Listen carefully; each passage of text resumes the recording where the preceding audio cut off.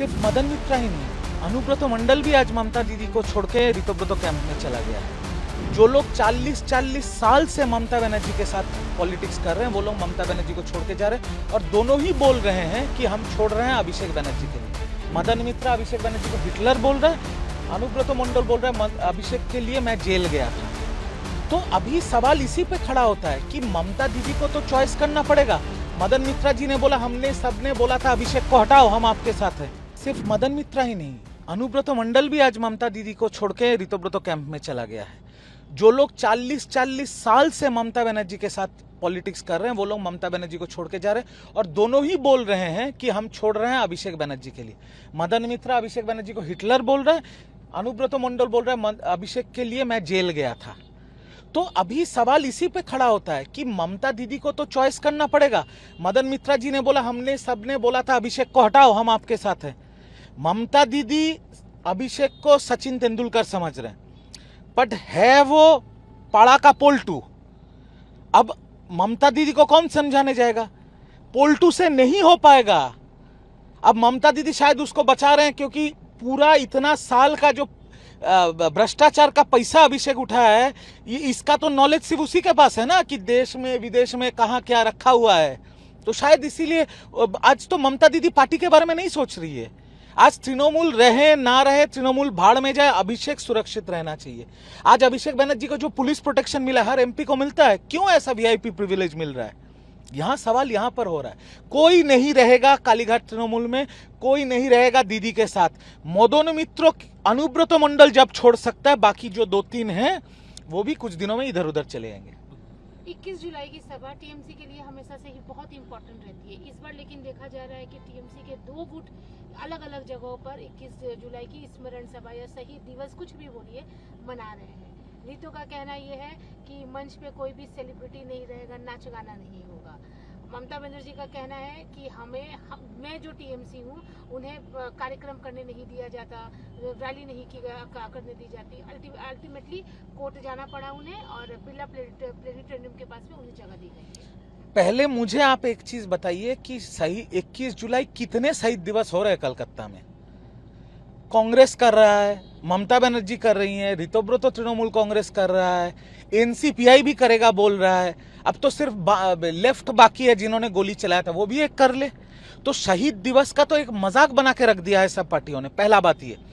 दूसरा बात यह है कि चलो इस बार कम से कम पहली बार शहीदों का किस्मत अच्छा है कि शहीद दिवस मनाया जाएगा, शहीदों को प्रणाम किया जाएगा, शहीदों को याद किया जाएगा। क्योंकि इतने दिन शहीद दिवस के नाम में सिर्फ तृणमूल कांग्रेस अपना शक्ति दिखाती थी।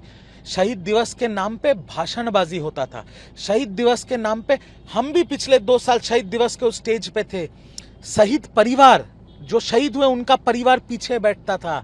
ये सीरियल करने वाले और ये नाचना गाना करने वाले लोग सामने बैठते थे और इनको सराहा जाता था ममता दीदी, तृणमूल कांग्रेस और अभिषेक बनर्जी के वजह से, और शहीद परिवार पीछे बैठते थे। तो कम से कम इस बार शहीदों का किस्मत अच्छा है कि परिवर्तन होने के बाद शहीदों को सम्मान मिलेगा, जो सम्मान उनको मिलना चाहिए, उनको याद किया जाएगा, उनको प्रणाम करेंगे हर कोई। जितने भी लीडर ममता कैंप से इस साइड में आए हैं ऋतु के पास में, सबका एक ही कहना है कि जो राइट टू स्पीच, खुल के बात करना, अपनी चीजों को रखना, ये जो तरीका था, ये हमें फ्रीडम वहाँ नहीं मिलता था। और इस कैंप में एटलीस्ट हमें जो भी कहना होता है हम लोग सब एक साथ मिलकर करते हैं, फिर डिसाइड होता है क्या करना है। तृणमूल कांग्रेस तो यही था। अभिषेक बनर्जी तृणमूल कांग्रेस में आने से पहले तो यही था। आज आपके एएनआई पे 9 मई को रिजू दत्ता ने यह बात बोला था। पहली बार भारत में किसी ने यह बात बोला था। उसके बाद तो सारे सांसद, सारे विधायक यही बात बोल रहे हैं। आज मदनदा, केष्टो मंडल, इन लोग जैसे बड़े नेता को छोड़ दीजिए। मैं अभिषेक बनर्जी से पहले से पार्टी कर रहा हूं। अभिषेक बनर्जी आने से पहले से मैं तृणमूल कांग्रेस कर रहा हूं। भले ही एकदम छोटे स्तर के कार्यकर्ता थे, बट अभिषेक बनर्जी से पहले तृणमूल कांग्रेस करते हैं। तृणमूल कांग्रेस का कोई आइडियोलॉजी नहीं है। तृणमूल कांग्रेस एक व्यक्ति केंद्रिक पार्टी है, जिस व्यक्ति का नाम है ममता बनर्जी। तृणमूल के बड़े से मजले से छोटे नेता तक यह पार्टी किया है सिर्फ और सिर्फ ममता बनर्जी को देख के। ममता बनर्जी अभिषेक बनर्जी के स्नेह में आंखों में पट्टी लगा लिया, पूरा पार्टी उनके हाथ में चला गया, वो हिटलरी शासन चलाते रहे और जिम्मेदारी से आईपैक को साथ में लेके पूरा पार्टी को उन्होंने बेच दिया। आज जो हो रहा है ये अभिषेक बनर्जी की वजह से ही हो रहा है, ये तो मैंने पहली बार बोला था। लगभग नेता सब अभिषेक बनर्जी को ही वजह बता रहे हैं, बट ममता बनर्जी को ये चीज रियलाइज नहीं हो रहा है। देखते देखते पार्टी विलुप्त के मोड़ पर आ गई है। ममता दीदी ने पार्टी बनाया था, ममता दीदी ने तृणमूल कांग्रेस का जन्म दिया था, और मुझे ये बहुत दुख होता है ये बोलने के लिए, because I am very grateful to Mamata Banerjee. आज जितना भी परिचिति है, आज जहां भी रिजू दत्ता है, जो भी बना है वो ममता दीदी के आशीर्वाद से बना है। आज मुझे ये बहुत खराब लग रहा है ये बोलने में कि ममता दीदी के रहते ये पार्टी ममता दीदी के आंखों के सामने खत्म हो जा रहा है। और एक व्यक्ति के लिए आज भी देखिए, हर एक व्यक्ति जो रितोब्रतो कैंप में गया है, जो पुराने सीनियर व्यक्ति हैं, जिन्होंने लेफ्ट शासन में ममता दीदी के साथ विपक्ष का लड़ाई लड़ा था, वो लोग भी बोल रहे हैं अभिषेक को साइड कीजिए, हम आपके साथ हैं। दीदी क्यों नहीं साइड कर पा रहे हैं इसको? कौन है ये? क्या किया है? कभी रास्ते पे दीवार लिखा है? कभी पार्टी का झंडा पकड़ा है? कभी हम लोगों के साथ, कार्यकर्ताओं के साथ जुलूस किया?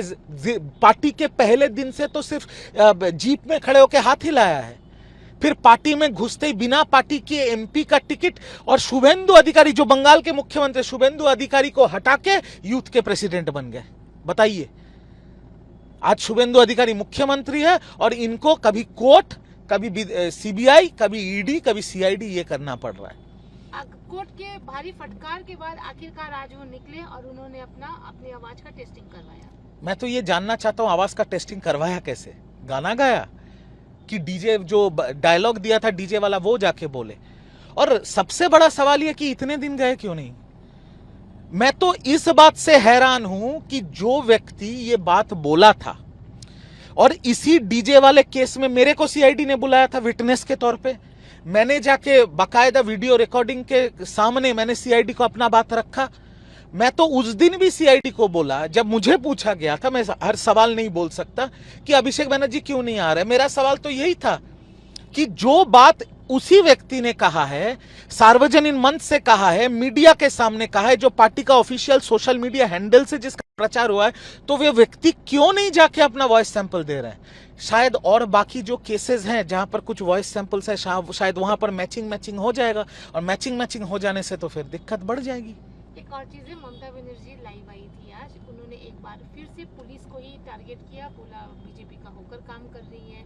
अपनी हार को लेकर फिर से उन्होंने यही कहा कि मैं हारी नहीं, हमें हराया गया है। अल्टीमेटली उनका अभी तक वो जो मोड है वहीं पे अटका हुआ है। मुझे खराब लगता है दीदी के लिए, खराब लगता है। एक इंग्लिश में कहावत है, if an ostrich puts her head in the sand does not mean there is a storm brewing outside. तो दीदी अभी घर पे है, दीदी का आंदोलन सिर्फ फेसबुक लाइव पे है। Subscribe to One India and never miss an update. Download the One India app now.